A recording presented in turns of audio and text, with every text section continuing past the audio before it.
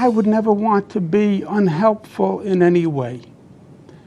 And I think that given the circumstances, the best way I can help now is if I step aside and let government get back to governing. And therefore, that's what I'll do. Because I work for you. And doing the right thing is doing the right thing for you. Welcome to CPAC Now, America Uncanceled. I'm Mercedes Schlapp, along with what am I going to call you, my sidekick now? What is Whatever. Matt Schlapp joining me as well. There's a lot going on in the great state of New York. And Matt, we've got a very special guest with us to talk about the latest of the vaccine mandates, of the scandals, you name it. Yeah. It's all happening in New York. You know what's interesting is we have all of this activity happening in Florida with the great Governor Ron DeSantis, and it's reminding all of us it's not just important who we elect to be president, obviously, but it's also critically important at these times of unconstitutional order that we elect good governors. And Florida and New York are kind of the yin and yang, maybe a little California too, of everything that's going on in the country. And there's a very important governor's race in the state of New York, which is why it's our privilege to bring once again to the show someone who speaks at CPAC, somebody who's been a real important voice in the House of Representatives, Congressman Lee Zeldin. Congressman, thanks for joining us again. It's great to be with both of you. Good morning, good afternoon to all your audience, whenever they're tuning in, wherever they're tuning in. Let me jump in real fast on this question, because you've had you're quite honestly a relatively young guy. You've had a great career in Congress. You've really made a name for yourself in pushing back on this extremism from the Democratic Party. But you must have decided to run for governor of New York because you just couldn't take it anymore. Yeah, we have to save our state. You when you're talking about yin and yang, I mean, a lot of New Yorkers are looking at a place like Florida. They're seeing that money goes further. People are living their life safer. They seem to be living their life freer. And they wonder, why can't we have that here in New York? You can, but not with the one-party Democrat rule. Everyone across the country is seeing the consequences of one-party Democrat rule in Washington, D.C. Well, here in New York, we also have one-party Democrat rule in Albany and in New York City. And we end up with policies like cashless bail and eliminating qualified immunity. We see the quality of education eroded, and all the lockdowns and mandates that are coming out, otherwise impacting a lot of New Yorkers' lives. We have to save our state, but we have to turn things around and change who we send to Albany in order to get that done. Yeah, there's no question that when you're looking at the violent crimes happening in places like New York City, homicides are up in 22 cities by over 46%. There's something to be said of the need of a change of leadership there in New York.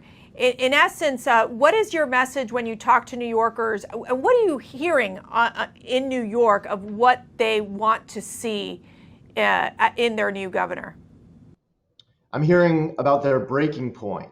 This isn't some hypothetical about if you don't vote for one person, this is what's going to happen to your life or your family or your community in the future. People are talking about what's happening in their lives right now. I feel that we're battling for the heart and soul of our state and country right now. I'm hearing from New Yorkers who are emotionally, passionately talking to me about how they feel like this is a last stand to save the state.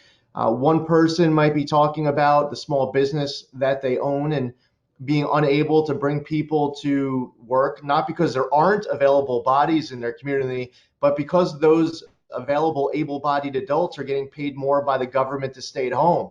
I might be hearing from a Democrat in New York City who's concerned that we're not supporting law enforcement more. They are seeing the consequences of the defund the police movement of their party and cashless bail and getting rid of qualified immunity, and seeing, as you just pointed out, the spikes of crime in their neighborhood. New Yorkers from all walks of life and all corners of the state are talking to me about their breaking point that they're experiencing right now. So who are you talking to? Are you talking to Chris Cuomo's in-laws? According to Breitbart, they aren't supporting Chris Cuomo's brother in this re-election effort. What is that? Well, listen, I gotta give Chris Cuomo credit for one thing. He married into a strong Republican conservative family.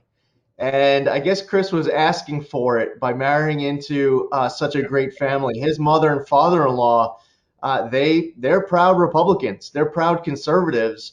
I had a fundraiser on the east end of Long Island in Southampton recently, and Regina and Reiner Greven were there, proud supporters. They actually came up to me. Reiner came up to me during Monica Crowley's speech introducing me. And Reiner said, "You better tell them that we're here, that we're supporting you, and let everybody know our relationship to the Cuomos." I said, "Are you sure?" He said, "Yes." So I did it. And of course, the crowd loved it. And I saw some of that news coverage afterwards. Honored to have the support of Chris Cuomo's in-laws. Well, hopefully they can have some influence on Chris Cuomo, but I think he's on vacation this week because, it hasn't been a good week for the Cuomo family. But let's dig into what's happening with Governor Andrew Cuomo. Obviously, he has been faced with a series of criminal investigations. We've seen his accuser come out, Brittany Commisso, speak to CBS recently. Let's play that soundbite. This was my dream job. This was something that I had worked so hard for. And I just thought, if I have to sit here and take it and keep my mouth shut, then that's what I'm going to do. And I could tell immediately when he hugged me, it was in probably the most sexually aggressive manner. So in light of these accusers coming out, obviously in this period of where we've seen the Me Too movement of you should believe the individual who's been harassed, who's been bullied, who basically calling him a sexual predator. What is that all about? He's done, and he might be the last one to realize it. And we've seen a lot of movement amongst his Democratic colleagues in the state legislature who are talking about impeachment and removal. The governor's lost key staff around him. A lot of people are fleeing because they're seeing walls collapsing, and he is not going to be able to survive this. For the rest of us looking at the big picture, we're seeing serious allegations of harassment and abuse. We're aware of a longer-term massive character flaw. I mean, it's who he is, a person who likes to bully, harassment, intimidate, and abuse as a style of governing. And then the more that he and his lawyers talk, the more guilty they all look and sound. When Cuomo saying that as an excuse he's an Italian, or an excuse that he's 63, or his lawyer saying he doesn't really know Brittany, his executive assistant, or wine and cheese or cheese and crackers, are only served on the first floor of the governor's mansion. Like, what are these excuses? And the more they're talking, the more guilty they sound. And also, it's interesting, I always pay attention to everything that's being said, and I ask myself, what are they not addressing? And they're not really addressing the state trooper allegation. I think that this is the end of the road of Andrew Cuomo. He might be the last one to be getting the memo. But what we can't forget about here, looking at that big picture, are the deadly nursing home order and cover-up deaths and consequences, the $5.1 million self-congratulatory book deal. There's an investigation using his staff to help write it. There's an investigation about the COVID preferential testing for his family at private residence done by state health department officials. They moved the samples to the front of the line. So these allegations of abuse, harassment are serious, but we also can't forget all of the other very serious allegations that are being investigated as well. Yeah, and the mishandling of Chinese Corona in the state of New York is legendarily tragic. I mean, the family members, we obviously heard a lot from Janice Dean at Fox News, but others, it's some people make jokes about it. I don't, because I just think it's a terrible tragedy.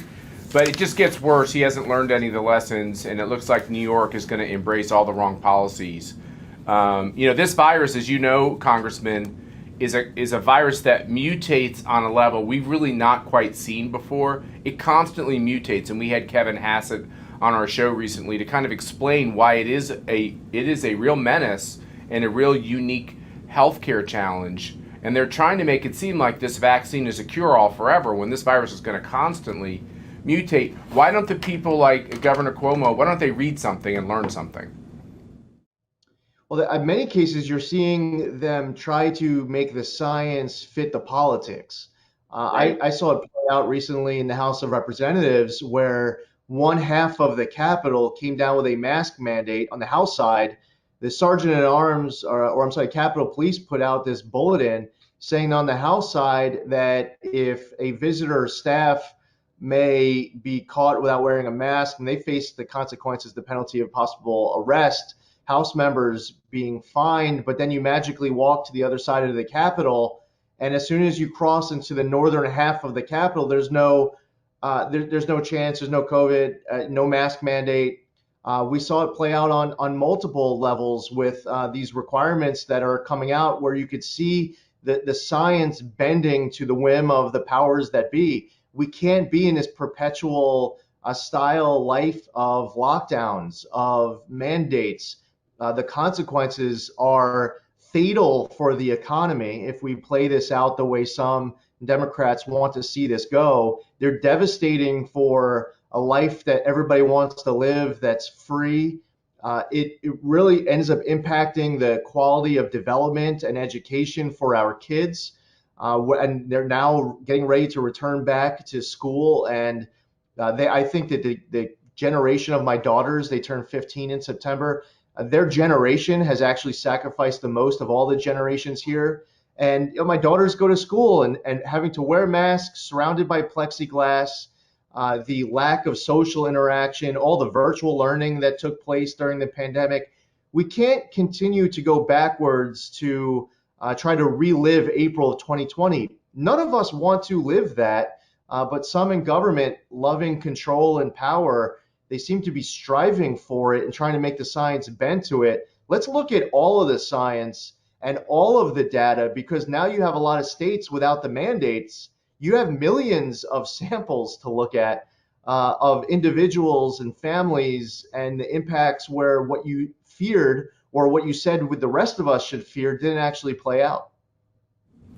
Yeah, I think you bring up such a great point of the science trying to fit the politics of the moment. And I think you've seen in New York City with Mayor de Blasio putting in these vaccine mandates for individuals that if they want to go to a restaurant or they want to go to the movie theater or to Broadway, that they have to show their vaccine passport. What's interesting, and we were talking to our producer earlier about the fact that a large number of unvaccinated individuals are actually Black Americans. So this raises this whole question of discrimination to a certain extent, and it really is trying to create this divide amongst the vaccinated people and the unvaccinated people, instead of it being really a conversation about people saying, it's, I need to talk to my healthcare professional. Let me make the best decision for my family. And so how do we deal with these vaccine mandates as we're seeing play out in New York City? We just saw in Paris that police are actually going to these restaurants, asking people for vaccine passports. Is that something we can expect here in the United States and in the state of New York? That's coming in New York City. It's the mayor announced that the reason why he's doing it is to get the unvaccinated vaccinated. I mean, he said that's the purpose. That's his intent, is that you have all these unvaccinated people. We tried the voluntary option. They're not doing the right thing. Now he wants to try this blunt instrument. And to tell that small business owner that is barely alive today, they barely got through this pandemic, that you have to turn down a paying customer in order to fit the whim and politics and ego of this mayor, you're going to end up resulting in people out of business, jobs lost. So the consequences are widespread. And when asked about this, you have people like President Biden, who's looking at New York City as a model, as an example. It's not some outlier. They're looking at this for inspiration. And if they're not seeing people taking to the streets in New York City like what you're seeing in Europe, they're saying, well, maybe we can get away with doing this more widespread across the country. Yeah, I mean, this is part of the disrespect we have in society for people with opposing views.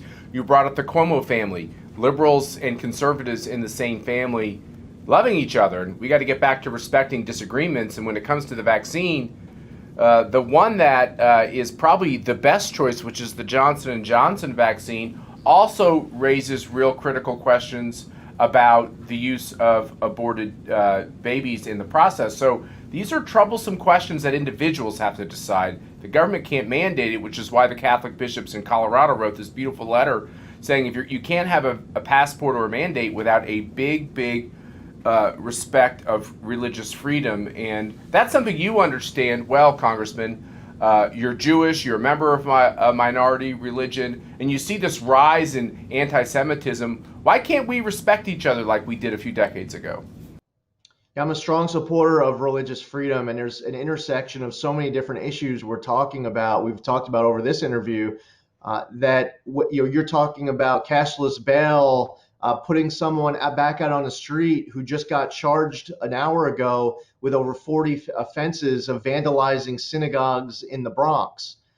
We need to all be strongly, unequivocally, forcefully condemning, standing up to, identifying, crushing anti-Semitism. And there seems to be a tolerance on the part of many out there. There are leaders in Congress, Nancy Pelosi, going out of her way to say that she is not rebuking members of her own conference who engage in anti-Semitism. She corrected a CNN anchor to say, no, I am not rebuking. And this isn't some theory as to what is going on inside of Nancy Pelosi's head. She's saying this stuff out loud. And when you are silent on this stuff, you end up elevating it that way too. You end up embracing and empowering anti-Semitism when you say and do nothing. These are all part of the lessons learned of the history, and making sure history doesn't ever repeat itself is ensuring that when you're seeing something wrong here, that you're able to do something about it. You're speaking up, that law enforcement has the tools to do something about it. That's why in New York State, cashless bail needs to be repealed.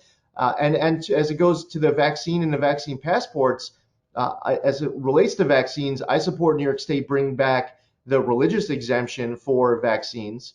And I also respect the rights of New Yorkers and Americans who don't want to have to give their medical information to non-medical strangers in order to live their lives freer.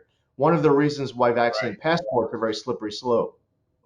Yeah, and using it as a weapon against people you might disagree with politically or in other ways. Lee Zeldin, your voice and your votes in Congress are so appreciated, especially during these times when we just can't even believe what the Socialist Party, used to be called the Democratic Party, is doing in Washington, D.C. Appreciate all you're doing. Thank you for picking up the fight in New York City and in New York generally. You be a great governor, and I think you really need to have Mercy and I out there, but we'll talk about that offline, okay? Well, where can they go if people want to learn more about your campaign? Where can people go to help you? ZeldinforNewYork.com, ZeldinFor, New York spelled out, ZeldinforNewYork.com. Great. Thank you, Lee Zeldin. And thank you all for watching the show. We love doing this, and we are going to be doing this both in studio and on the road as our travel picks up. And God bless you. Pray for your country, and thanks for being with us.